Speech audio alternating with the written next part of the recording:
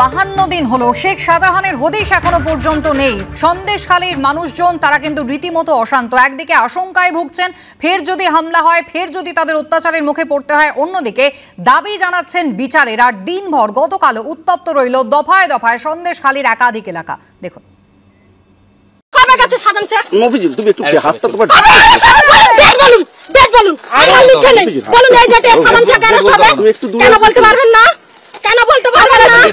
শুক্রের পর শনিবার ফের দফায় দফায় উত্তেজনা ছড়ালো সন্দেশখালীর বেড় মজুরে।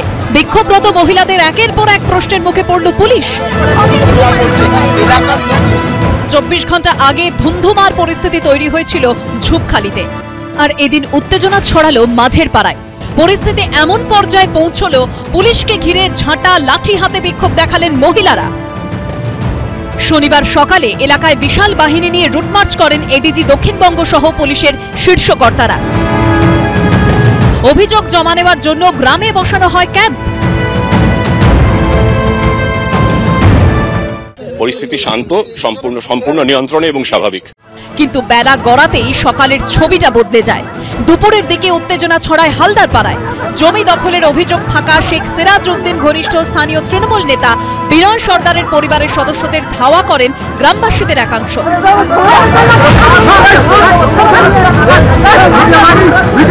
মারধর করার চেষ্টা করা হয়।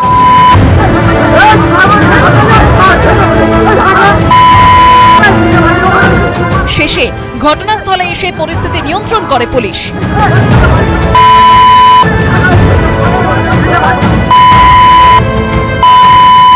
আপনাদের যা অভিযোগ আছে ওখানটায় চলে যান, অভিযোগ যা আছে আপনারা অভিযোগ কেন্দ্রে জমা দিন। কোথায় আছে তুমি? জমি বিনয় সর্দার, আমাদের জমি আমরা ফিরিয়ে নিচ্ছি, তা কি হয়েছে? আমার বাবার ঠাকুরদার নামের জমি।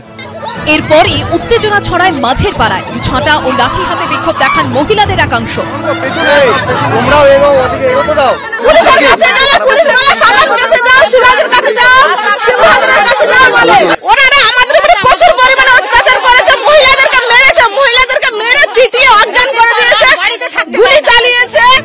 খবর পেয়ে ঘটনাস্থলে আসে পুলিশ।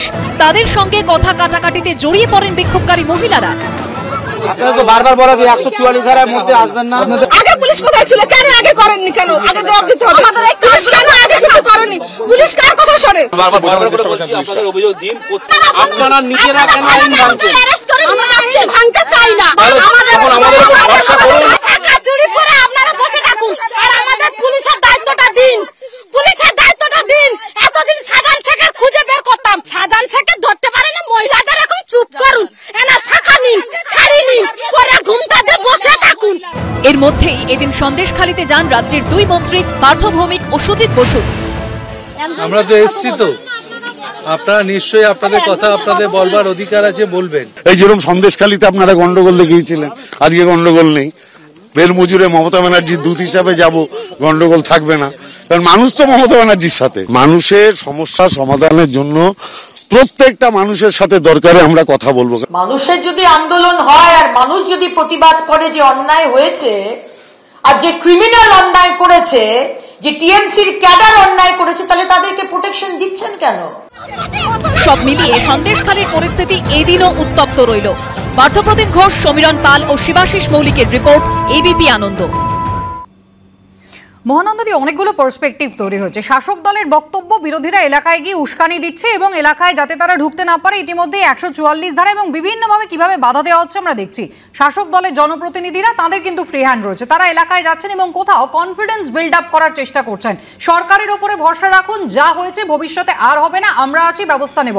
যে জমি নেওয়া হয়েছে সেই জমি ফেরত দেওয়া হবে। পাশাপাশি পুলিশ প্রশাসনকেও সেই কনফিডেন্স বিল্ড আপের অধিকারটা, ক্ষমতাটা এবার দেওয়া হলো। মানে এতদিন পর্যন্ত শুধুমাত্র স্থানীয় পুলিশ নয়, এবার একেবারে উচ্চপদস্থ পুলিশ কর্তারা গত 72 ঘন্টা বা 96 ঘন্টা ধরে তারা ক্রমাগত এলাকায় যাচ্ছেন, আসছেন, থাকছেন। কনফিডেন্স বিল্ড আপ কি সত্যি হচ্ছে? দেখো, একটা ব্যাপার হচ্ছে যে পুলিশ আমাদের যে কোনো সমস্যা নেবে, সেটা লোকাল পুলিশ স্টেশনের কাজই এইটা। এবং শুধু এটাও নয়, আরেকটা কথা বলে রাখি যে অন্যান্য সমস্যার সঙ্গে রাজনৈতিক সন্ত্রাস, ক্ষমতা দখলের লড়াই, জমির লড়াইয়ের সঙ্গে এবারে যুক্ত হয়ে গেছে মহিলাদের সম্মানের প্রশ্ন। এটা খুব একটা ভাইটাল ইস্যু। এবং এই পার্টিকুলার এলাকাটা, একটু আগে সুমনদা বলছিলেন যে সন্দেশখালীর অনেকগুলো জায়গার মধ্যে এটা একটা ছোট ঘটনা, এটা তো পশ্চিমবঙ্গের বাইরে নয়, কাজেই এটা রক্ষা করাও কিন্তু প্রশাসনেরই কাজ। এবং দেখতে হবে যে পুলিশ প্রশাসনের উপর থেকে যদি মানুষের বিশ্বাস চলে যায়, তাহলে এর থেকে বড় সর্বনাশ আর কিছু হতে পারে না। কারণ ছোটখাটো ব্যাপারে আমরা তো রাজনৈতিক নেতা নেত্রীদের কাছে যাব না, আমরা পুলিশের কাছে যাব। পুলিশ নিরপেক্ষভাবে যে কোনো সমস্যায় একটা এফআইআর নেবেন, একটা ডায়েরি করবেন, এটাতে কেন অনীহা দেখা যাচ্ছে? মানুষগুলো অনেক শিক্ষিত নয়, তাদের ক্ষমতা নেই, তারা দরিদ্র, তাই বলে তাদের অবজ্ঞা করে তাদের প্রবলেমগুলো আমরা নেব না, এই জিনিস হতে পারে। একদম একদম মহানন্দা, এবং যে নিরপেক্ষতার কথা আপনি বলছেন, আমি জয়ের কাছে এই জায়গায় যাব। পুলিশ এতদিন পর্যন্ত একেবারে শুরুর দিক থেকে সন্দেশখালীর ঘটনায় আমরা দেখেছি পুলিশ বলেছে যে কোনো অভিযোগ নেই, লিখিত কোনো অভিযোগ নেই। গ্রামবাসীরা বলেছেন আমাদের সাহসই নেই লিখিত অভিযোগ করার। পুলিশ এখন ক্যাম্প খুলেছে, এখন শয়ে শয়ে অভিযোগ জমা পড়ছে। গ্রামবাসীরা একাংশ বলছেন যে এখনো ভরসা পাচ্ছেন না, কিন্তু একাংশ অভিযোগ করছেন। এখনো পুলিশ কি সেই সদর্থক ভূমিকাটা দেখাতে পেরেছে? যে পরিমাণ অ্যারেস্ট করা উচিত বা যেভাবে ব্যবস্থা নেওয়া উচিত, যেভাবে নজরদারি চালানো উচিত, সেই ছবিটা কি সন্দেশখালীতে রয়েছে? হয়েছে তো, অ্যারেস্ট হয়েছে তো, খুব সুন্দর কাজ করেছে। গতকালকে ছবি বলছি, যে লোকগুলো অভিযোগকারী সাধারণ মানুষ, ওইখানকার গ্রামবাসী, তাদেরকে অ্যারেস্ট করে নিয়ে চলে গেল। এবং সেখানকার মহিলারা তারা কাতরভাবে পায়ে ধরছে যে আমার ছেলেটা উচ্চ মাধ্যমিক পরীক্ষা দিতে পারবে না, ওকে প্লিজ ছেড়ে দিন। তাকেও হিড়হিড় করে টেনে নিয়ে চলে গেল এবং যাওয়ার সময় সেই মহিলাদের পায়ের উপর দিয়ে পুলিশ গাড়িটা চালিয়ে নিয়ে চলে গেল। এই হচ্ছে পুলিশের পরিস্থিতি। পুলিশ অ্যারেস্ট করছে কাকে? সাংবাদিক যে লাইভে আছে সেইখানকার সম্প্রচার করছে তাকে। আজকে এবিপি আনন্দ কথা মুখ খুলে দিয়েছে, সন্দেশখালীর অ্যাকচুয়াল জিনিস তুলে ধরেছে। আজকে সুমনদাকে নিয়ে টানাটানি হচ্ছে। আমি কুর্নিশ জানাই এবিপি আনন্দকে এবং সমস্ত সংবাদ মাধ্যমকে, যারা আজকে সন্দেশখালীর অ্যাকচুয়াল মুখোশ খুলে দিয়েছেন এবং অ্যাকচুয়াল জিনিসটা তুলে ধরেছেন। কিন্তু এই ধামাচাপা দেওয়ার কাজ প্রথম দিন থেকে হচ্ছিল, তার জন্য এই অনীহা। তার জন্য প্রথম থেকে বলে এসছে যে না, এটা সাজানো ঘটনা, এখানে কিছু হচ্ছে না। কিন্তু দিনের পর দিন আপনারা যখন এই জিনিসগুলো সামনে নিয়ে এসছেন, তখন তারা বাধ্য হয়েছে, চাপের মুখে পড়েছে এবং বাধ্য হয়ে তারা একটা একটা করে এরকম সহায়তা কেন্দ্র খুলেছে। এবং আমি আপনাকে দাবি করছি যে একবার শুধু রেজিস্টারটা খুলে দেখুন, ওই রেজিস্টারে এখন ভর্তি হয়ে গেছে অভিযোগ। এই অভিযোগে আরো বাড়বে। শুধু নয়, শেখ সিরাজউদ্দিনের বিরুদ্ধে অভিযোগ রয়েছে, কিন্তু সহায়তা কেন্দ্র খুলে 100% সহায়তা কি গ্রামবাসীদের করা হচ্ছে? আমি বলছি যে কেন্দ্রীয় মন্ত্রীর ছেলে যেখানে গাড়ি চালিয়ে কৃষক হত্যা করে, বা মণিপুরের মতো ঘটনা, হলদোয়ানির মতো ঘটনা, ভয়াবহ, সেটা যদি আমি কন্ডেম করছি, আপনি এটা কন্ডেম করতে পারছেন না কেন? আমি একটু বলেনি। আমি মহানন্দাদিকে আশ্বস্ত করতে চাই যে মহানন্দাদি, আপনার তো মানে থ্যাঙ্কস জানানো উচিত রাজ্য সরকারকে। রাজ্য সরকার যে একটা মাত্র পঞ্চায়েতে ওখানে গন্ডগোলের অভিযোগ আছে, সেখানে রাজ্য সরকার গুরুত্ব দিয়ে দেখছে। সর্বোচ্চ স্তরের পুলিশ প্রশাসনের কর্তারা সেখানে যাচ্ছেন। আমি বলছি যে মমতা বন্দ্যোপাধ্যায় সবসময় সরকার মানুষের পাশে আছে, বিশেষত মহিলাদের পাশে আছে। কারণ যেখানে মিশন শক্তির মতো প্রকল্পে, কেন্দ্রীয় সরকারের মিশন শক্তির মতো প্রকল্পে 73 মানুষের পাশে। একটা জিনিস মনে করিয়ে দিই, একটা জিনিস মনে করিয়ে দিই, একটা জিনিস মনে করিয়ে দিই। সুমন বাবু শুনুন, একটা জিনিস মনে করিয়ে দিই। যেটাকে আপনি ছোট ঘটনা বলছেন, গোটা সন্দেশখালী নয়, একটা খুব সামান্য অংশ বলছেন, সেই সামান্য অংশটা দাঁড়ান শেষ করতে দিন। সেই সামান্য অংশটা কিন্তু বিজেপির জাতীয় কর্মসমিতির বৈঠক পর্যন্ত চলে গিয়েছে, যেটা নিয়ে অমিত শাহ মন্তব্য করছেন, যেটা নিয়ে প্রধানমন্ত্রী বলছেন বারাসাতের এই মহিলাদের সঙ্গে প্রধানমন্ত্রী কথা বলতে পারেন। 6 তারিখ চুপ থাকেন, যে প্রধানমন্ত্রী মণিপুর নিয়ে চুপ থাকেন, তিনি সন্দেশখালী নিয়ে কথা বলছেন। গৌতম বাবু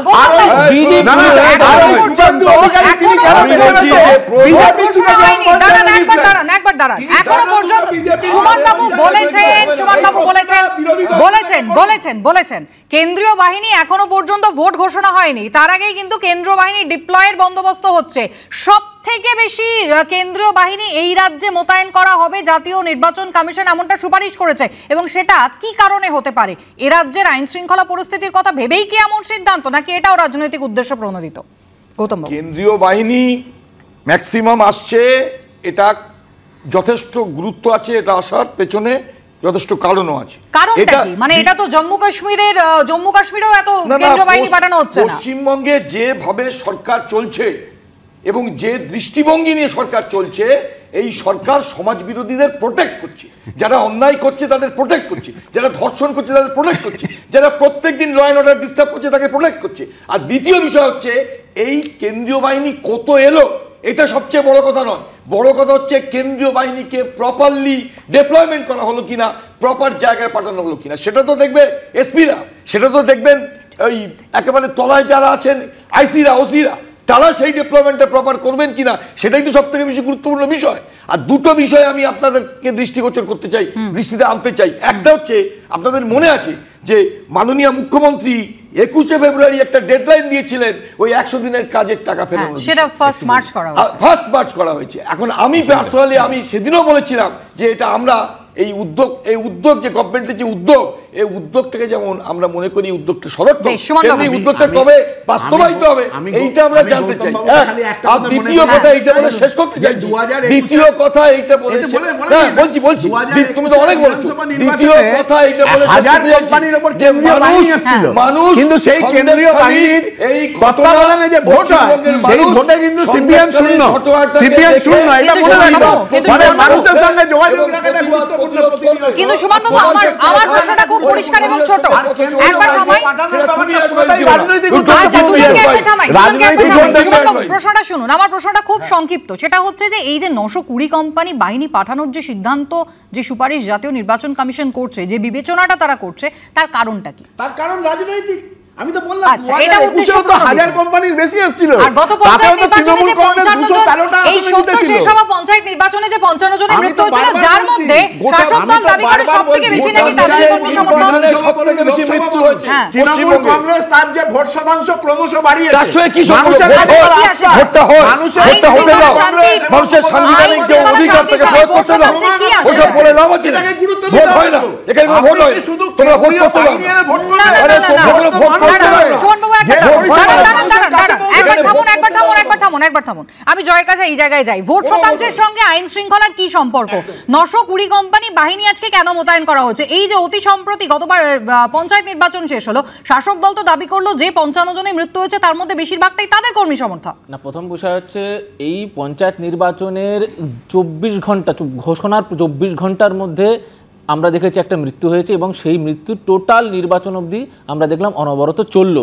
আমার বক্তব্য হচ্ছে, সুমনদা এতগুলো কথা বললেন যে ইলেকশনে আমরা জিতেছি, আরে বাবা আপনি জিতুন না, 294টা সিট জিতুন, আপনি শুধু দেখিয়ে দিন যে বিনা কেন্দ্র বাহিনীতে একটা রক্ত ঝরলো না, একটা মৃত্যু হলো না, শান্তিপূর্ণভাবে পুরো নির্বাচন হলো, আপনারা 294টা সিট জিতলেন, আমি কুর্নিশ জানাবো। কিন্তু আপনাদের এই যে পার্সপেক্টিভ, আমি বলি আমি নির্বাচনকে কেন্দ্র করে গোটা দেশ দেখছে, যে কোনো ঘটনা যে কোনো ঘটনা সাধারণ মানুষ যেভাবে এই পুলিশ প্রশাসনের উপর থেকে বিশ্বাস হারিয়েছে, কোর্ট কিন্তু বিশ্বাস হারিয়েছে। কেন বলি, যে কোনো ঘটনা যখন কোর্টে যাচ্ছে তারা কিন্তু এই পুলিশ প্রশাসনের থেকে ইডি বা সিবিআই বা কেন্দ্র বাহিনীর উপরে ভরসা করছে কোর্ট, আমরা নয়। কোর্ট কিন্তু কোনো রাজনৈতিক দল নয়। তাহলে কোর্ট যখন করছে তাহলে বুঝে যেতে হবে যে এইখানকার পরিস্থিতি কি, এই পুলিশ দিয়ে নির্বাচন করা সম্ভব নয়, এই পুলিশ দিয়ে ল অ্যান্ড অর্ডার সামলানো সম্ভব নয়, যার জন্য কেন্দ্রীয় বাহিনী আনতে হয় নির্বাচনের সময়। বিভিন্ন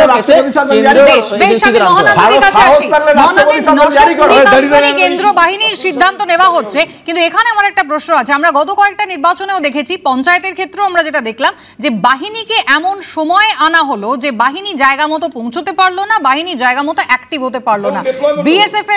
বিএসএফ এর উচ্চপদস্থ আধিকারিক তিনি সাংবাদিক বৈঠক করে বললেন যে আমাদের যে সময় পাঠানো হয়েছিল সেই সময় কাজ করার উপযুক্ত নয়। তাহলে সেক্ষেত্রে আখেরে প্রশাসনের হাতেই তো ক্ষমতাটা থাকে, বাহিনী আসবে কিন্তু বাহিনীকে কাজে লাগানো হবে কিনা সেটাও তো প্রশাসনের ওপরই। শোনো, সামাজিক সচেতনতা না বাড়লে কত বাহিনী তুমি আনবে, যত বাহিনী আনো না কেন কিছু করা যাবে না। সব থেকে বড় কথা আমি যেটা বললাম, সামাজিক সচেতনতা। এই যে আমাদের স্বাধীনতা সংগ্রামের একটা হিস্ট্রি আছে যেখানে সশস্ত্র আন্দোলন একটা খুব বড় মাত্রা পেয়েছিল ব্রিটিশ পিরিয়ডে, কিন্তু স্বাধীন ভারতে আমরা দেখতে পাচ্ছি যে সেই সন্ত্রাসটা রাজনীতির সঙ্গে জুড়ে রয়েছে, কিছুতেই এটা আলাদা করা যাচ্ছে না।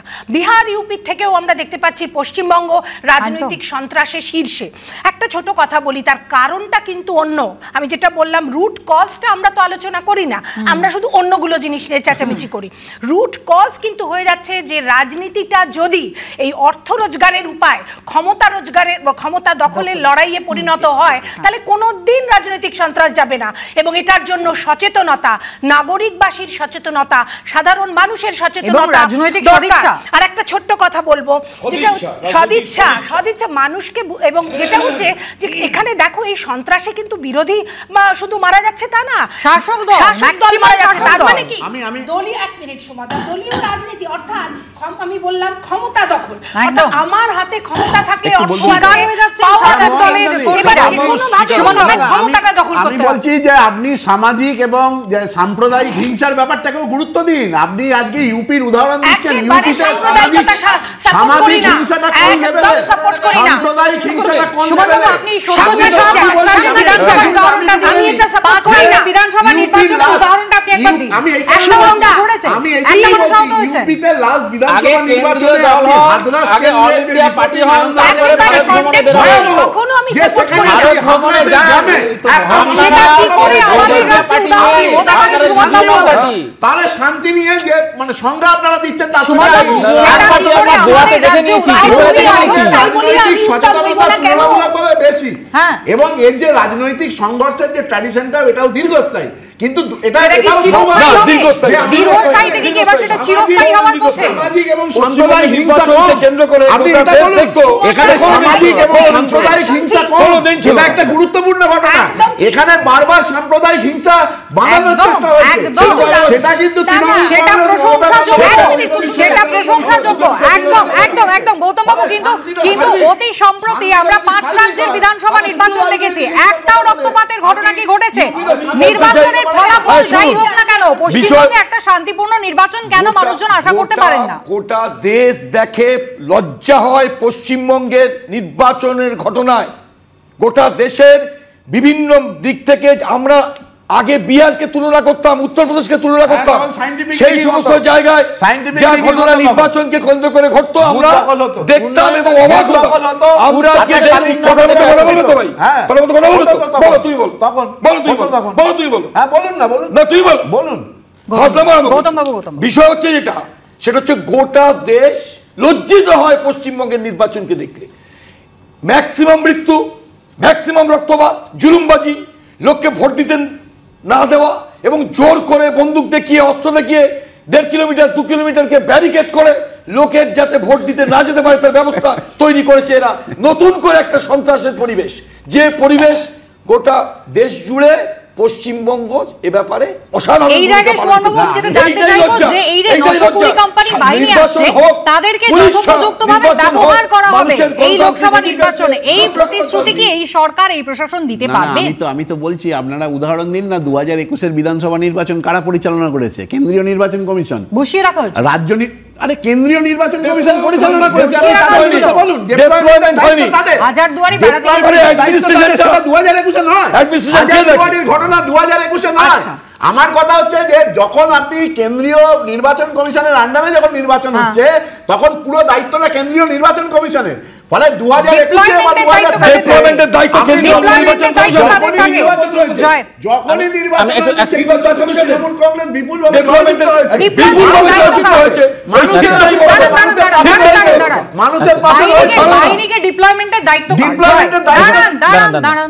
বিষয়টা দেখুন, এখানে একটা খুব সুন্দর ট্যাকটিক্যাল প্লে হয়, সেটা হচ্ছে এখানে সেন্সিটিভ বুথের লিস্ট চাওয়া হয়। এই সেন্সিটিভ বুথের যখন লিস্ট চাওয়া হয় পশ্চিমবঙ্গ পুলিশকে, তারা কিন্তু অ্যাকচুয়াল যে সেন্সিটিভ বুথ সেই সেন্সিটিভ বুথগুলোকে তারা ওই লিস্টে না করে তারা ওইখানে এমন এমন বুথ দেয় যেগুলো আদৌ সেন্সিটিভ নয়, এবং সেই সেন্সিটিভ বুথের লিস্টের অনুযায়ী কিন্তু ডিপ্লয়মেন্ট হয়। তার মানে ওইখানেই ঘাপলাটা তৈরি হয়ে যাচ্ছে। এরপরে কেন্দ্রীয় বাহিনী আদপেও তো সেন্সিটিভ বুথে পৌঁছতে পারছে না, তার দায় কার হলো? এই পশ্চিমবঙ্গ পুলিশের। আমি আরও একটা ছোট ঘটনা বলে দিই। বিষয় হচ্ছে দেখুন, ড্যামেজ কন্ট্রোলের কথা একটু আগে হচ্ছিল। এই ড্যামেজ কন্ট্রোল আমি যদি ধরেও নিই, একটা ব্যক্তি জমি হারিয়েছে সে জমি ফেরত পাবে, টাকা হারিয়েছে টাকা ফেরত পাবে, কিন্তু যে মহিলাটা যেটা হারিয়েছে না সেটা কিন্তু ফেরত পাবে না, সেটা ফেরত পাবে না। এটাই হচ্ছে সব থেকে বেশি দুঃখের, এটা হচ্ছে সব থেকে বেশি দুঃখের। একজন মহিলা মুখ্যমন্ত্রী হওয়ার পরে এই পশ্চিমবঙ্গে এটা আশা করা যায় না। একবার থামাই মহানন্দাদির কাছে আসি। এ রাজ্যে 3 মার্চ আমরা জানি যে জাতীয় নির্বাচন কমিশনের ফুল বেঞ্চ আসবে, কিন্তু তার আগেই সন্দেশখালী নিয়ে প্রত্যেক দিনের রিপোর্ট তারা তলব করছেন। সেক্ষেত্রে সুমনবাবু যেটা বারবারই বলার চেষ্টা করছেন যে সন্দেশখালী অত্যন্ত ছোট ঘটনা, মানে তাকে কেন্দ্র করে কোনোভাবেই 920 কোম্পানি বাহিনীর কথা ভাবা হচ্ছে না, কিন্তু রাজ্যের সামগ্রিক যে আইন শৃঙ্খলা পরিস্থিতি তার মধ্যে অবশ্যই এই মুহূর্তে সন্দেশখালী যেভাবে রিয়াক্ট করছেন মানুষজন, যে জনরোষ দেখা যাচ্ছে কোথাও, সেটাও তো একটা কনসিডারেশনের জায়গায় চলে গিয়েছে নির্বাচন কমিশনের। আমি প্রথমেই বলে রাখি, সুমনদার সঙ্গে একটু আগে কথা হচ্ছিল যে আমি কোনো সাম্প্রদায়িক ভেদাভেদ মানি না, এবং আমি মনে করি ভারতবর্ষের যে কোনো জায়গায় এই ভেদাভেদ তৈরি হয়েছে, আমি একেবারে ব্যর্থ ভাষায় বলছি যে আমি এটা কোনোভাবে সাপোর্ট করি না। কোনো রকম সাম্প্রদায়িক ভেদাভেদ ভারতবর্ষে থাকা উচিত নয়, ধর্মের ভিত্তিতে ভেদাভেদ। এবং যদি এই সন্দেশখালী নিয়েও কিছু রাজনীতি করা হয়েছে আমি সেটাকে কন্ডেম করছি, কিন্তু আমার প্রশ্ন যে সন্দেশখালী মানলাম একটা ছোট বিচ্ছিন্ন ঘটনা, কিন্তু লাস্ট পঞ্চায়েত নির্বাচনে নিরীহ 50টা মানুষের মৃত্যু হয়েছে তো সুমনদা, এর উত্তরটা কিন্তু রাজ্য প্রশাসনকে দিতে হবে। তৃণমূল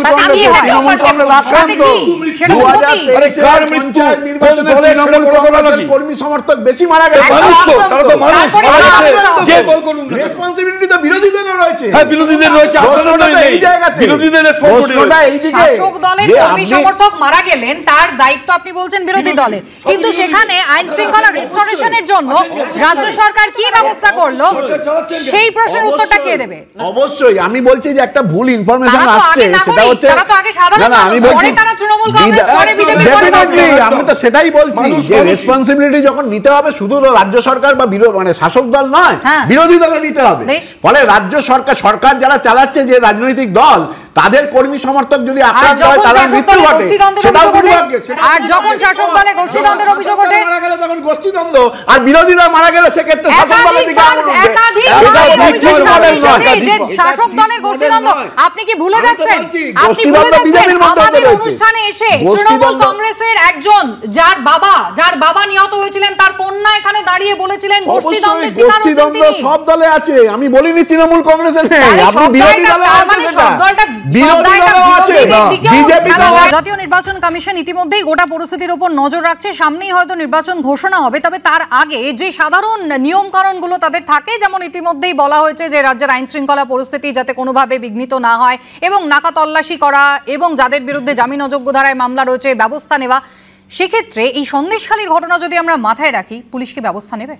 আমার কথা হচ্ছে যে জাতীয় নির্বাচন কমিশন তারা যে কারণে এই যে 920 কোম্পানি বাহিনীর কথা বলছে, এটার পেছনে রাজনীতি ছাড়া কোনো অন্য কিছু নেই।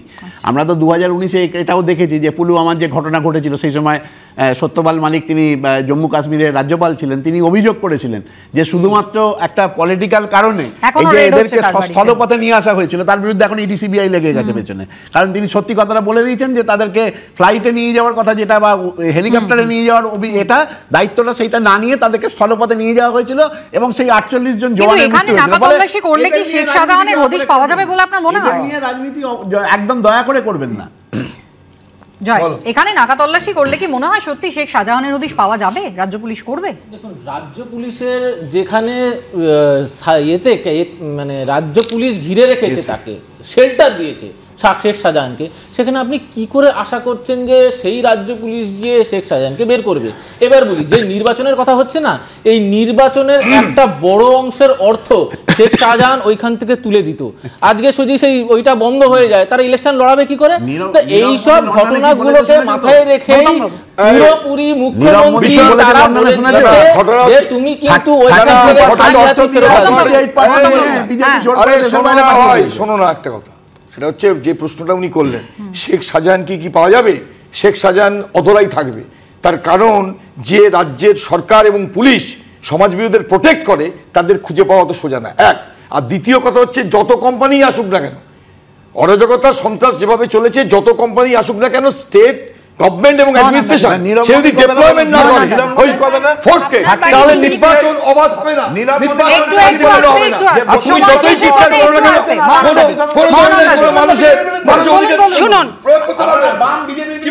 সুমনদা নয়, আরে সে বলবো কি তুমি ছাড়ো না আমাদের উপর।